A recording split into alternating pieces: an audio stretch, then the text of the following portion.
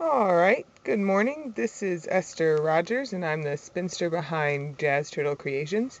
This morning's demo, we're going to talk about how I card one of my bats. Um, I like to gather my material beforehand.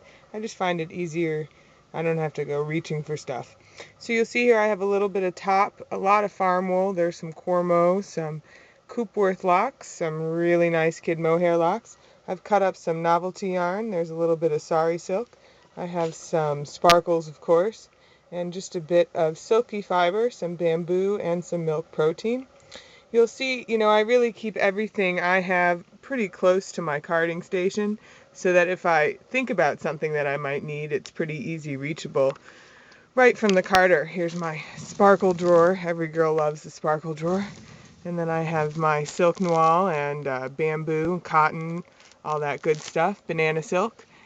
We have more fire star and other kinds of sparkles, sequins, and up on top we have some fabric shreds, some scarves and stuff that we like to card into bats and spin. So here we go. Here we have my Louette carder. This is the classic style. It's the old version as opposed to their new version with the brown cloth and the regular wood sides. So I'm going to pass the camera off to my husband here, and I'm going to start carding.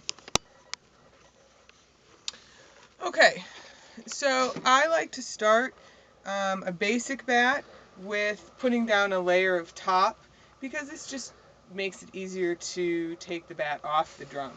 And so, I'm not going to use very much top in this bat because I want it to be very textured. So I'm just going to put down a thin, easy layer. With the Louette, you really don't need to tease the fiber out much.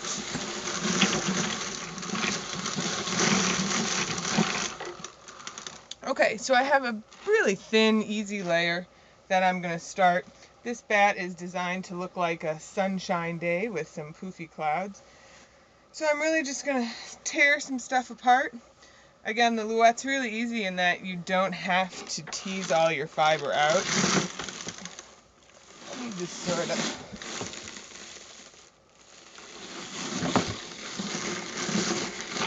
Now I'm looking for texture. So if you wanted everything to be smoother, obviously you would tease it out so that the fibers would go in smoothly. But I'm looking for big clumps because I want to keep all the crimp in the texture in the lock. So the key for me to get as much fiber as I do on my drum is that I use a brush. Now this brush came with my other drum carder, but you can use a wallpaper brush when you get at the hardware store, and you just do a couple turns and push the brush down onto your drum. And this is going to smush all the fiber down.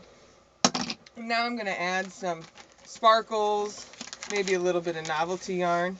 And I really look at this like I'm painting whatever I'm doing onto the drum. So that stays there. Throw some novelty yarn in. Now this doesn't really work with all carders. You really want to check the teeth per inch on your carder. The Louette has a really different kind of carding cloth in that there's a lot of space between the teeth.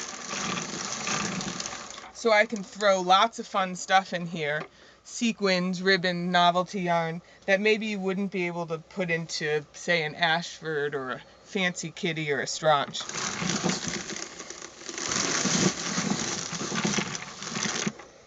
And we'll do some of the silky fiber. Now with this fiber, I like to put this directly on the drum and bypass the intake.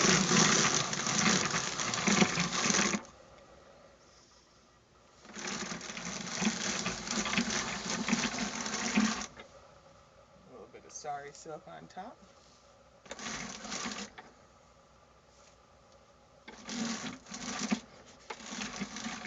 And a smush. And there you go. That's pretty much how I make my bats. I just do layer upon layer upon layer until I get to the top and it looks like I'm covering now all the teeth, and then it's ready to pull out. And it's a finished bat ready for spinning.